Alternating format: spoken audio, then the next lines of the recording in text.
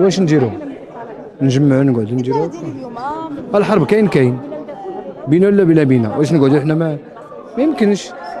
ما يمكنش بحالنا بحال جميع الناس. الله يكون في العوان الجميع. الله يكون في العوان والله يفك كي تيقولوا الله يفك وحيلهم حتى هما. وهذاك الشيء ثاني بوحدو. نهضروا حنايا في الفنان، حنا ما تنعرفوش، حنا الفنانه ما تنعرفوش نهضروا في داك الشيء السياسه. الظرفية صعبة جدا، والكل يعلم، يعني القاصي والداني يعلم ما يتعرض له الأشقاء الفلسطينيين من إبادات جماعية، من تنكيل، من تقتيل، من تجريم.